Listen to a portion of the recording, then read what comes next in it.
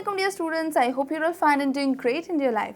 तो आज की वीडियो है तमाम तर इंटरमीडिएट के स्टूडेंट्स के लिए। प्रीवियस वीडियो में मैंने आप लोगों को बताया था कि एफएससी प्री मेडिकल किन स्टूडेंट्स को करनी चाहिए, उसका वो क्यों ज़रूरी है, उसका स्कोप क्या है और पाकिस्तान में कौन कौन से अच्छे कॉलेजेस हैं। तो आज की वीडियो में मैं आप लोगों को एफएससी प्री इंजीनियरिंग के हवाले से तमाम तर इन्फॉर्मेशन जो है वो शेयर करूँगी। तो एफएससी प्री इंजीनियरिंग जो है इंटरमीडिएट के स्टूडेंट्स के लिए होती है, ये तो ऑब्वियस सी बात है। ये एचएससी से रिकग्नाइज्ड होती है और board of intermediate and secondary education जो है इसको कंट्रोल करता है। मतलब आप लोगों को पता ही है कि इसमें भी आप लोगों को फर्दर बोर्ड के एग्ज़ाम्स देने होते हैं। जितना सीरियस होकर आप लोग मैट्रिक में स्टडी करते हैं उतना ही सीरियस होकर आप लोगों ने एफएससी में भी स्टडी करनी होती है, इंटरमीडिएट में भी स्टडी करनी होती है, क्योंकि ये आप लोगों का पाथ होती है। ये आप लोगों पर डिपेंड करता है कि आप लोग कितनी मेहनत करते हैं, कितनी लगन रखते हैं और आप लोगों को अच्छी यूनिवर्सिटी में जो एडमिशन है वो आपके मेरिट पे ही मिलता है मोस्ट प्रोबेबली।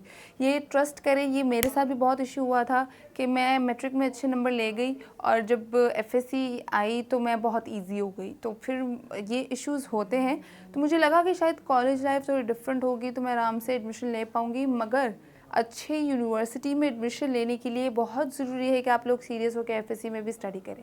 तो इंजीनियरिंग वो स्टूडेंट्स करते हैं जिनको शौक़ होता है फ्यूचर में इंजीनियर बनने का।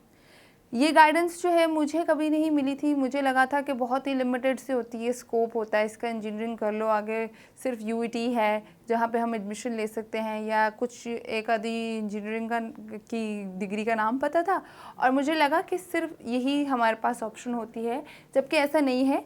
FSc stands for faculty of sciences और प्री इंजीनियरिंग का बहुत इंपॉर्टेंट रोल इसीलिए भी है क्योंकि मेडिकल के बाद सबसे ज़्यादा डिमांड जो है और सबसे ज़्यादा टफ़ जो है मेडिकल के बाद इंजीनियरिंग की ही डिग्री मानी जाती है। इसका मेरिट बहुत हाई होता है, मेडिकल का सबसे हाई होता है, उसके बाद इंजीनियरिंग का हाई होता है।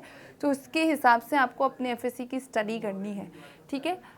इसकी ड्यूरेशन जो है वो 2 साल है, जैसे कि मैंने आप लोगों को ऑलरेडी बताया भी है प्रीवियस वीडियो में। इस वीडियो में मैं रिपीट करती हूँ कि ये 2 साल है। 11th और 12th क्लास इसको हम कहते हैं, ठीक है। इंटरमीडिएट कहलाता है और इसमें बोर्ड ऑफ इंटरमीडिएट से आप लोगों की डिग्रीज जो है वो एसोसिएट होती हैं और उसको कंट्रोल जो है वो 22 से लाहौर या 22 जो भी आप लोगों का बोर्ड होता है वो ही कंट्रोल करते हैं। एचईसी से अप्रूव होकर आप लोगों का रिज़ल्ट आता है।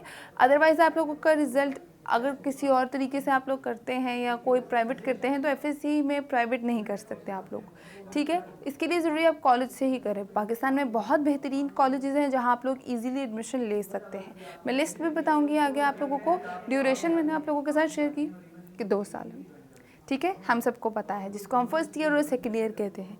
और इसके अलावा आप लोग कौन कौन सा इसके अंदर स्कोप कर सकते हैं और एलिजिबिलिटी क्राइटेरिया क्या है मैं आप लोगों को बताती हूँ।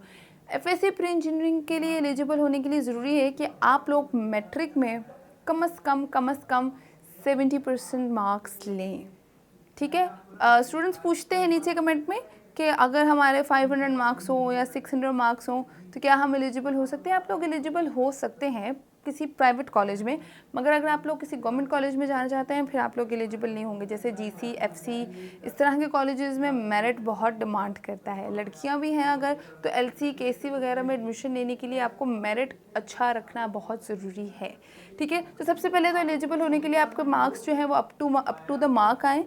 उसके बाद आप लोगों के पास एसएससी मतलब स्कूल ऑफ सेकेंडरी एजुकेशन जो आपकी मैट्रिक है उसकी जो डिग्री है वो एचईसी से अप्रूव्ड हो तो ही आप लोगों को एडमिशन मिल सकता है।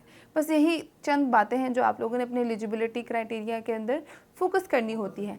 अब मैं आप लोगों को बताती हूँ कि पाकिस्तान में कौन कौन से बेहतरीन कॉलेजेस हैं जहाँ से आप लोग एडमिशन ले सकते हैं और एफएससी प्री इंजीनियरिंग कर सकते हैं। तो लिस्ट आप लोगों के सामने है। जैसे बॉयज़ के लिए बहुत अच्छी ऑप्शन है, फॉर्मन क्रिश्चियन कॉलेज है, government college for university Lahore है। उसके अलावा कैडेट कॉलेज है जो कि गवर्नमेंट में आता है, उसमें बहुत डिसिप्लिन होता है, अच्छे तरीके से आप लोगों को स्टडी करवाई जाती है।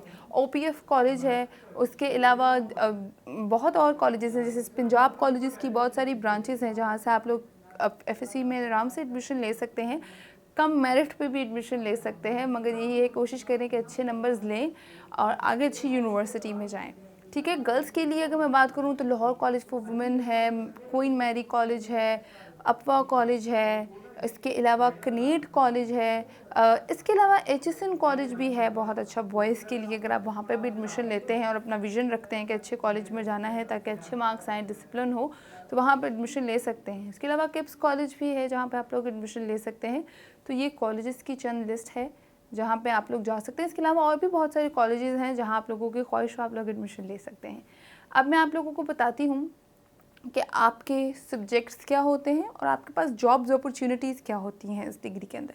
सबसे पहले आप लोगों को बताती हूँ कि FSC प्री इंजीनियरिंग करने के बाद आप लोगों के पास क्या क्या ऑप्शन है। मुझे लगता था FSC प्री इंजीनियरिंग करूँगी तो मैकेनिकल इंजीनियर बनूँगी ज़्यादा से ज़्यादा या इलेक्ट्रिकल इंजीनियर बनूँगी, जबकि बहुत अच्छे आप लोगों के पास डिग्रीज़ की ऑप्शन होती है। मैंने खुद पर्सनली तमाम डिग्रीज़ की गाइड्स बनाई हैं। आप लोग अगर FSC के स्टूडेंट हैं तो आप लोग गाइड्स 1 बाय 1 देख सकते हैं हमारे यूट्यूब चैनल पे जाके।